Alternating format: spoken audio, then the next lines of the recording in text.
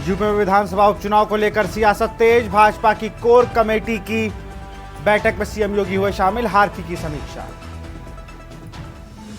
तमिलनाडु में बीएसपी के प्रदेश अध्यक्ष आर्मस्ट्रांग को मायावती ने दी श्रद्धांजलि, बोली हत्या की सीबीआई जांच हो।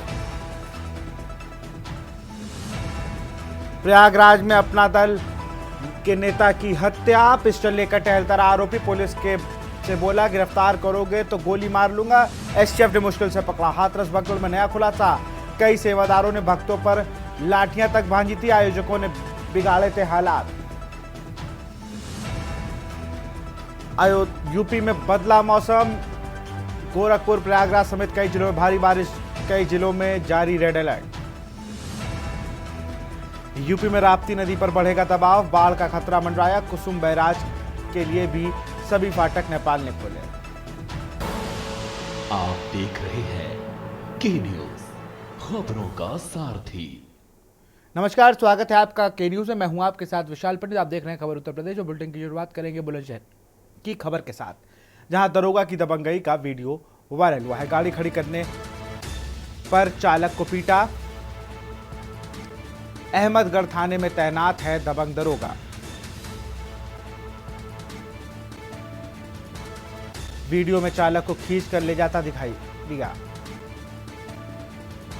बुलंदशहर से खबर, दरोगा की दबंगई का वीडियो वायरल।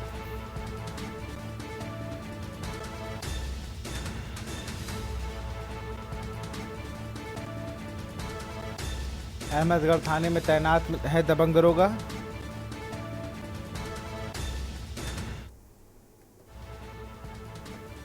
बुलंदशहर से खबर आपको बता रहे हैं।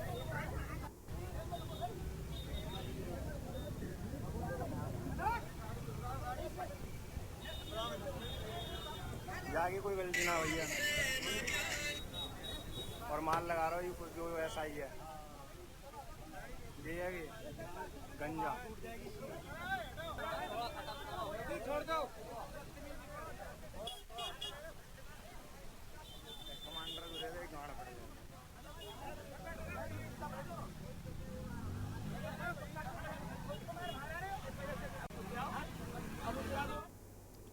खबर संभल से है। डीएम ने जिला अस्पताल का किया निरीक्षण, डीएम ने साफ सफाई का लिया जायजा। संभल से खबर, डीएम ने जिला अस्पताल का किया निरीक्षण।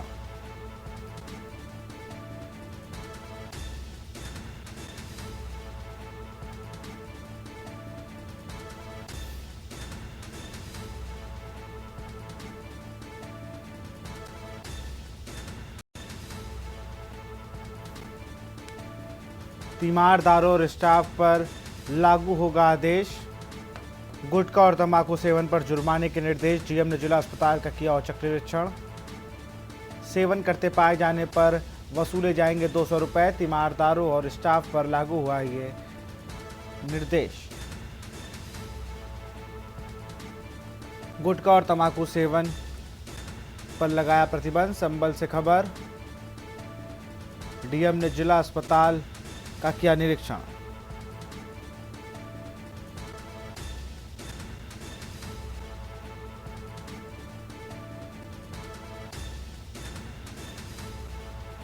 सेवन करते पाए जाने पर वसूले जाएंगे 200 रुपए।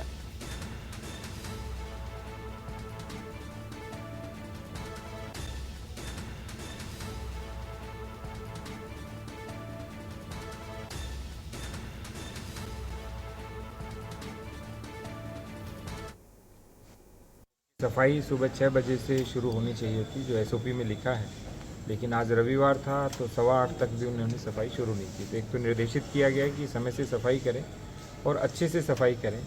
जो एसओपी होती है सफाई की, जिसमें सर्फ होता है या साबुन होता है, फिर प्लेन वाटर होता है और उसके बाद ब्लीचिंग पाउडर होता है, तो इसी क्रम से सफाई होनी चाहिए। दूसरा, आज रविवार था तो जो भी डॉक्टर्स थे वो यहाँ पे अवेलेबल थे।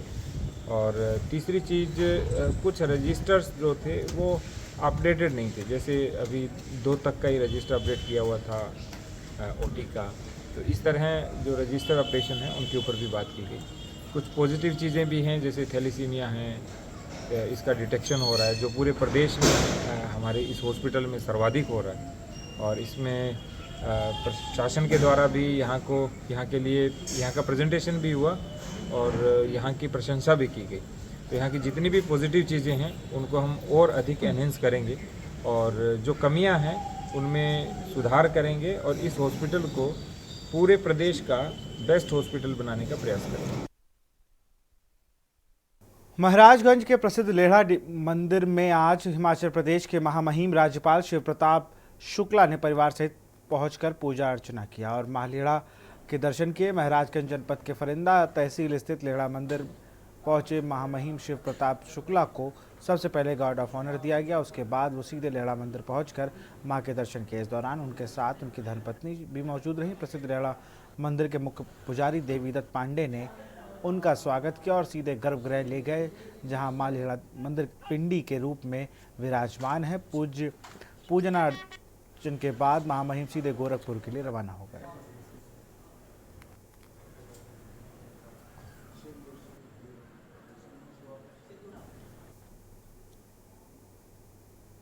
अयोध्या का प्रसिद्ध सावन मेला व कांवड़ यात्रा एटीएस और एसटीएफ की निगरानी में संपन्न कराया जाएगा। मेले को ड्रोन कैमरे लाइव स्ट्रीमिंग भी कराई जाएगी ताकि अयोध्या में होने वाली गतिविधियों पर नजर रखी जा सके। यही नहीं, सरयू नदी में एनडीआरएफ एसडीआरएफ की टीम भी तैनात की जाएगी। धार्मिक आयोजन में अगर कोई असामाजिक तत्व ने खुराफात की तो सख्त कार्रवाई की जाएगी। सावन झूला मेला व कांवड़ यात्रा को लेकर मुख्य सचिव मनोज कुमार सिंह व डीजीपी प्रशांत कुमार ने अयोध्या मंडल बस्ती मंडल व देवी पाटन मंडल के अधिकारियों के साथ आज अयोध्या विकास प्राधिकरण के सभागार में बैठक की। बैठक के बाद मीडिया को संबोधित करते हुए मुख्य सचिव मनोज कुमार सिंह ने कहा कि 1 महीने के सावन मेले में करोड़ों श्रद्धालु अयोध्या पहुँचते हैं। जो भी श्रद्धालु अयोध्या आए व अच्छी अनुभूति लेकर वापस लौटे। कांवड़ मेला और श्रावण झूला का जो मेला यहाँ पे आयोजित होता है, इसमें लाखों और एक दिन में लाखों और महीने भर के अंतराल में करोड़ों श्रद्धालु भाग लेने के लिए यहाँ पर आते हैं। ये जो भी व्यवस्थाएं बाकी विभागों के साथ मिलकर की जा रही हैं, इन सब का एक ही उद्देश्य और एक ही ध्येय है कि जो भी श्रद्धालु इसमें आ रहे हैं वो एक अच्छा अनुभव के साथ इसको संपन्न करें और फिर वापस लौटें एक अच्छी अनुभूति के साथ। माननीय मुख्यमंत्री जी की चिंता इस पे बनी हुई है कि जो भी ये आयोजन होने वाले हैं उनमें किसी भी तरह का विघ्न नहीं हो और हर तरह की अवस्थापना सुविधाएं समय से पहले पूरी हों। सुरक्षा व्यवस्था चाक चौबस रहे, इसके निर्देश दिए गए हैं। पर्याप्त पुलिस बल प्रत्येक धार्मिक स्थलों पे लगाया जाएगा। इसके अतिरिक्त जो कांवड़ शिविर लगेंगे या जो जिस रास्तों से श्रद्धालु आएंगे उनके रहने इत्यादि की जगह पे भी सुरक्षा व्यवस्था कराई जाएगी। अयोध्या जी में विशेष व्यवस्थाएं घाटों पे भी रहेंगी, यहाँ के प्रमुख मंदिरों पे भी रहेंगी। जहाँ ज़्यादा से ज़्यादा भीड़ रहती है वहाँ मेडिकल की सुविधा भी रहेगी। हम लोग अधिक से अधिक तकनीक का इस्तेमाल करेंगे। उत्तर प्रदेश के मुख्य सचिव व यूपी के डीजीपी प्रशांत कुमार आज अयोध्या पहुंचे। अयोध्या में एक हाई लेवल की बैठक की गई। अयोध्या के विकास कार्यों को लेकर समीक्षा बैठक हुई, क्योंकि कुछ दिन पहले जो है अयोध्या के राम पथ या भक्ति पथ का एक वीडियो वायरल हुआ था, जिसमें जो है वीडियो में अचानक से गड्ढा दिखाई देता था। तमाम जो है विपक्ष जो है लगातार इसको मुद्दा बनाया था, जिसके बाद सरकार फुल एक्शन में आई और आज अयोध्या में एक बड़ी बैठक की गई है। बैठक में जो है मुख्य सचिव मनोज कुमार सिंह, डीजीपी प्रशांत कुमार के साथ जो है तमाम मंडलायुक्त और तमाम जिला अधिकारी भी मौजूद थे। इसके साथ साथ जो है सावन झूला व कांवड़ यात्रा जो है उसको लेकर भी जो है तमाम बिंदुओं पर समीक्षा बैठक हुई है, क्योंकि आने वाले जो है दिनों में कांवड़ यात्रा व सावन झूला को लेकर जो है अयोध्या में श्रद्धालुओं का जो है एक बड़ा जत्था जो है उमड़ता है। कई जो है जनपदों के साथ साथ अन्य प्रदेशों से भी जो है श्रद्धालु अयोध्या पहुंचते हैं, जिसको लेकर मुख्य सचिव और डीजीपी ने जो है बैठक की है और इसके साथ साथ जो है रामपथ, भक्तिपथ और अयोध्या का स्थलीय निरीक्षण भी किया है। प्रवेश पांडे, के न्यूज, अयोध्या। अयोध्या में प्रभु राम के दर्शन के साथ अब राम मंदिर परिसर में राम भक्त 500 वर्षों के इतिहास के बारीकियों से जान सकेंगे। इसको लेकर अब राम मंदिर परिसर में एक ही म्यूजियम का निर्माण किया जाएगा। इस म्यूजियम को राम कल्याणकालीन वस्तुओं के साथ साथ मंदिर की खुदाई मिली वस्तु भी रखी जाएंगी। इतना ही नहीं, राम मंदिर के 500 वर्षों का जो इतिहास है, उस इतिहास के बारे में भी आगामी युवा पीढ़ी इसे जान सकेगी। इसको भी उस म्यूजियम में संरक्षित किया जाएगा। इस रिपोर्ट में देखिए। राम मंदिर ट्रस्ट ने ऐलान कर दिया है कि निर्माणाधीन रामकथा म्यूजियम अंतर्राष्ट्रीय स्तर का होगा। शनिवार को प्रोजेक्ट की समीक्षा बैठक के बाद ट्रस्ट के महासचिव चंपत राय ने बताया कि म्यूजियम 2 साल में तैयार हो जाएगा। हमको भी, ट्रस्ट को भी एक संग्रहालय बनाना ही था, तो एक ही छोटे से शहर में 2 संग्रहालय अच्छे नहीं लगते। अब इसको जैसा यहाँ इसका नाम लिखा गया है अंतर्राष्ट्रीय, तो ऐसा अंतर्राष्ट्रीय 2 साल में बन जाए। लोकेशन बहुत अच्छी है, बिल्डिंग बहुत मजबूत है, विशाल है, लेकिन अब इसको अंतर्राष्ट्रीय स्तर, इसमें जो वस्तुएं रखी जाएं उसको देखने की, बार बार देखने की रुचि पैदा हो समाज की। म्यूजियम के अलग अलग हिस्सों को बनाने का काम कई कंपनियों को मिला है। इसका मल्टीपर्पज़, बहुउद्देशीय उपयोग भी हो, इस दृष्टि से इसमें काम चल रहा है। इसमें जो कुछ सिविल वर्क, पुनर्निर्माण या कहिए जीर्णोद्धार, वो उत्तर प्रदेश राजकीय निर्माण निगम करेगा और उनके कार्यों की देखभाल इंजीनियर्स इंडिया लिमिटेड, भारत सरकार की संस्था करेगी। ट्रस्ट के मुताबिक रामकथा म्यूजियम में कई कलाकृति पेश की जाएंगी। इनके बारे में ट्रस्ट का दावा है कि वे उस स्थान से मिली हैं जहां नया राम मंदिर बना है।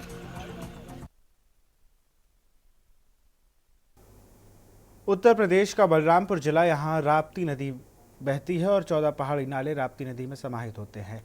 जिला प्रशासन की माने तो नेपाल के कुसुम बैराज को खोल दिया गया है, जिससे राप्ती नदी का जलस्तर लगातार बढ़ रहा है। वहीं 24 घंटे से लगातार हो रही बारिश से जहां एक तरफ आम जनजीवन अस्त व्यस्त है, तो वहीं राप्ती के जल स्तर को तेजी से बढ़ने में अहम भूमिका निभा रहा है। राप्ती नदी का चेतावनी बिंदु 103.620 है, जिससे राप्ती नदी ने पार कर दिया है। फिलहाल राप्ती नदी खतरे के निशान से 19 सेंटीमीटर नीचे बह रही है। यदि ऐसा ही चलता रहा तो शाम तक बलरामपुर जिले में बाढ़ जैसी स्थिति उत्पन्न हो जाएगी। वहीं अगर तराई क्षेत्र की बात करें तो गांव नदी किनारे बसे हुए वहां पहले से ही जल भराव की समस्या को हो चुकी है। लोग पानी के भीतर उतरकर आने जाने को मजबूर हैं।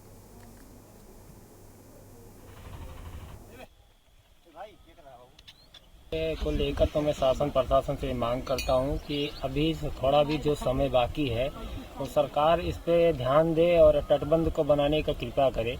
नहीं तो अगर ऐसा स्थिति बरकरार रही तो ये जो आसपास के हमारे जो गांव हैं, इनमें जब पानी घुसेंगे, फसलों को नुकसान होगा, तमाम मृत्यु भी होंगी, तमाम जानवरों का मृत्यु होगा, तमाम समस्या आएगी। सरकार इस चीज़ पर अमल नहीं करती है। सरकार जब वक्त आता है तब दूर रहती है और जब वक्त निकल जाता है उसके पश्चात आती है। और यह तैयारी कभी कुछ नहीं हुआ है और ना ही होने का कोई आसार नजर आता है। जब हम लोग डूबने लग जाते हैं, पानी भर जाता है चारों तरफ, 50 गांव डूबने कगार पे होते हैं, तब प्रशासन अपनी खाना पूर्ति करता है। बाकी और कुछ ना हुआ है, ना होने के अभी तो फिलहाल कोई आसार नहीं है। अभी आप जहाँ खड़े हैं यहाँ तो देख रहे हैं आप, तैयारियां तो कुछ नहीं दिख रही है। और ये रास्ता जो है देवीपाटन मंदिर से लेके आप अयोध्या तक जोड़ता है, जो कि बांध देख रहे हैं, ये बांध भी लगभग कट चुका है। जो अप्रोच कटा था उसी के साथ ये बना था। अभी तक बाढ़ का कोई काम सरकार के द्वारा अभी तक कोई चीज नहीं हुआ है। को लेकर क्या रह गया, हर बार ये रहता है कि हर बार बाढ़ आती है, लोग परेशान होते हैं, प्रशासन आके चली जाएगी, कुछ नहीं होगा बाढ़ के लेकर। सरकार क्या तटबंध का निर्माण करवाई है या निर्माण पिछले 10-15 सालों से, जब से मैं होश संभाला हूँ तब से ऐसे ही है और हमें नहीं लग रहा है कि इसके आगे कुछ होगा भी कभी। और इसकी वजह से पानी एक साथ इधर ही दबाता है पानी और बहुत ज्यादा नुकसान होता है। मैदानी इलाके और पहाड़ों पर बारिश हो रही है, ऐसे में बनबसा बैराज से अपनी डिस्चार्ज किए जाने लगा है और बाढ़ कंट्रोल रूम तार बाबू मुकेश बाबू के मुताबिक शनिवार शाम 6:30 बजे 1.5 लाख क्यूसेक पानी छोड़े जाने की नदी का जलस्तर बढ़ गया है। इस नदी किनारे बसे गांव के लोगों की धड़कनें तेज हो गई हैं। बाशिंदों को बाढ़ का खतरा सताने लगा है। चांदिया हजारा क्षेत्र में शाम को जियो बैग से छूट क्षेत्र से पानी खेतों में भरने लगा है। लगातार पानी आबादी की तरफ बढ़ रहा है।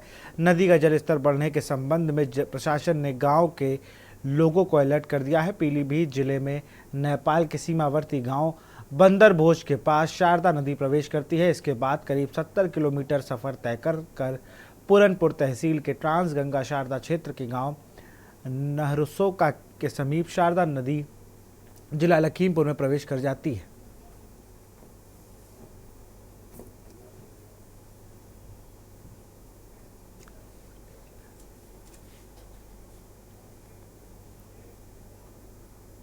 यहाँ रुकते एक छोटे से ब्रेक ले, जल्द हाजिर होंगे। आप देख रहे हैं के न्यूज, खबरों का सारथी।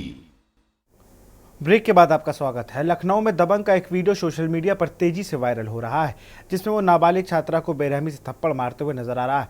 हैरानी की बात यह है कि छात्रा गिड़गिड़ा रही है, लेकिन दबंग का दिल नहीं पसीजा और बेरहमी से उस पर एक के बाद एक थप्पड़ जड़ता चला गया। छात्रों का आरोप है कि राजा ने उससे पहले उस नाबालिग छात्रा के साथ यौन शोषण भी किया। बहरहाल पुलिस ने इस मामले में एफआईआर दर्ज कर ली है, लेकिन 23 दिन बीत जाने के बाद भी पुलिस दबंग पर मेहरबान है। ना तो उसकी गिरफ्तारी हुई है और ना ही कोई कार्रवाई। इस रिपोर्ट में देखिए।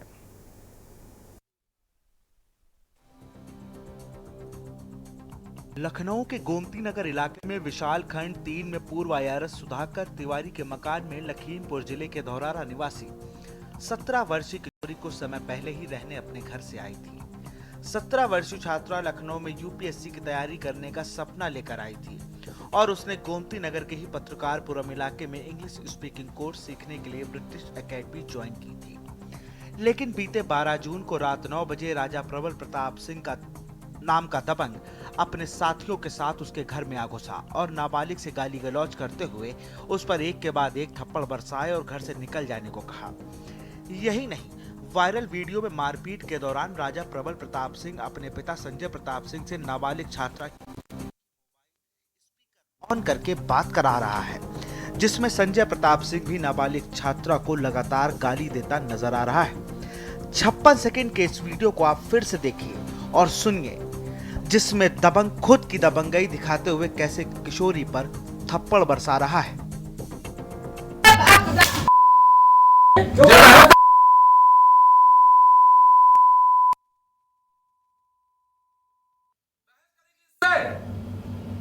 निकल उठ, निकल। मैंने क्या गलत कहा? अभी 3 थप्पड़ और मारूंगा, एक तो पे 3 थप्पड़ मारूंगा।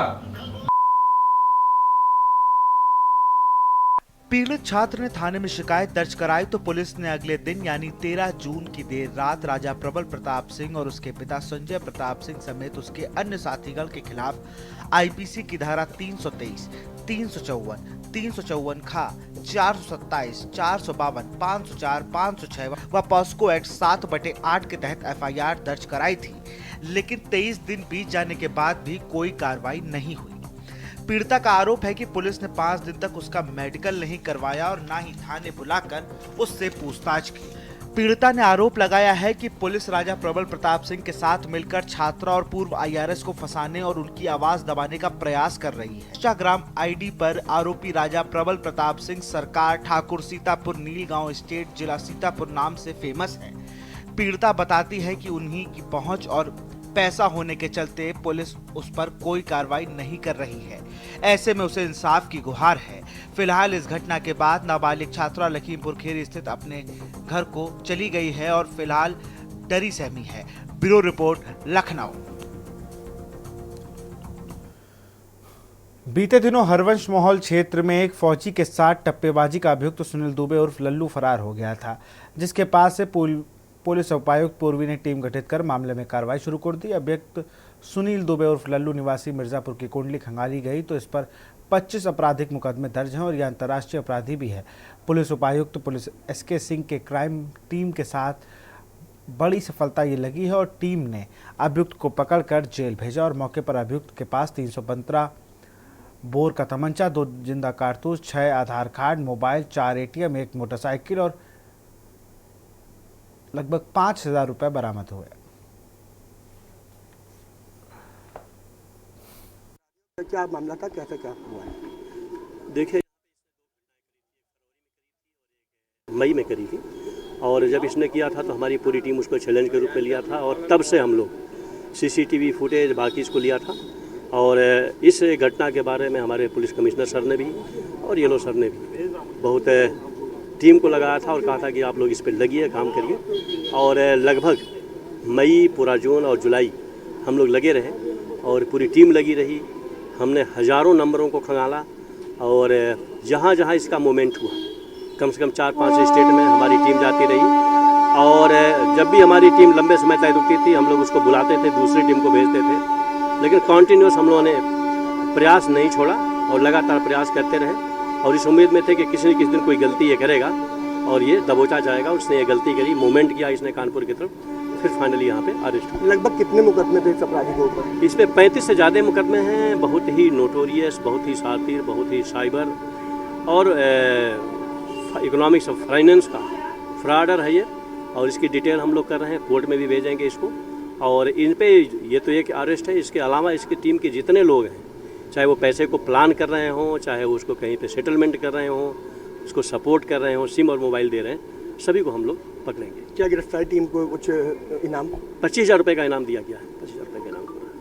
ये मतलब समझिए डीसीपी पूर्वी जिन्होंने साफ तौर पे कहा है कि अंतर्राष्ट्रीय क्रिमिनल को जिस टीम ने पकड़ा है उसको खास 25,000 का इनाम दिया जाए। कानपुर से के न्यूज़ से शुभम मिश्रा की रिपोर्ट। दिल्ली के छात्र की बगाव की बागपत में हत्या की सनसनीखेज वारदात सामने आई है। परिजनों का आरोप है कि युवक को दिल्ली से अपहरण कर पड़ोसियों ने बागपत लाकर हत्या कर दी। परिजनों ने युवक हिमांशु शर्मा को पीट कर हत्या करने का आरोप लगाया। घटना की सूचना पर पहुंची पुलिस ने मृतक का शव कब्जे में लेकर पोस्टमार्टम के लिए भेज दिया और मामले की जांच पड़ताल शुरू कर दी। दरअसल घटना शहर कोतवाली क्षेत्र के पवाला गांव के सामने आई है, जहां हिमांशु शर्मा नाम का एक बीए के छात्र का लहूलुहान हालत में शव पड़ा मिला है।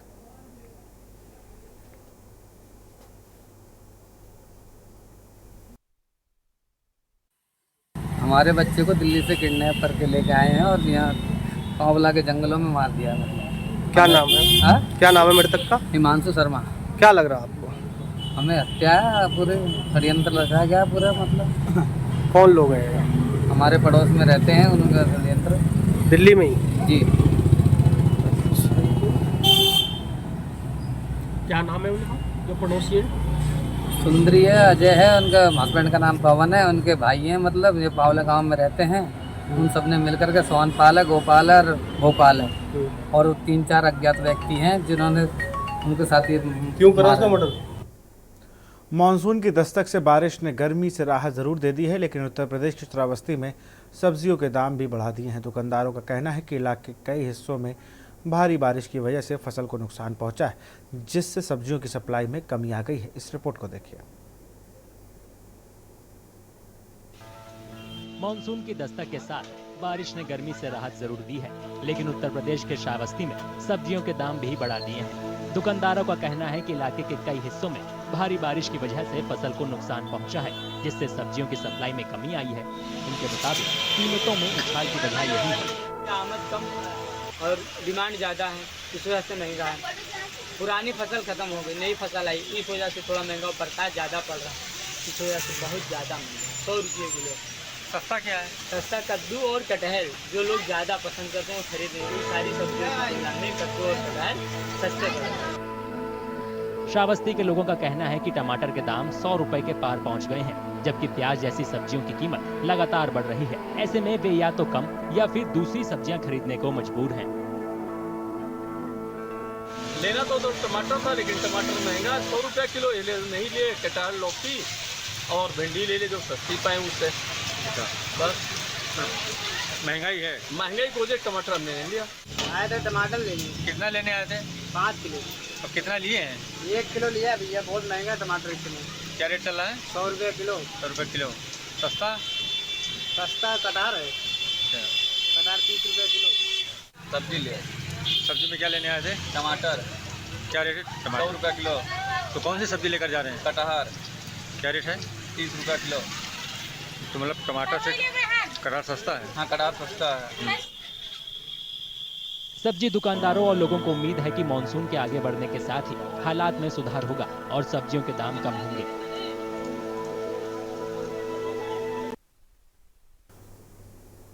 फिलहाल खबर उत्तर प्रदेश में इतना ही। देखते रहिए के न्यूज़ इंडिया। नमस्कार।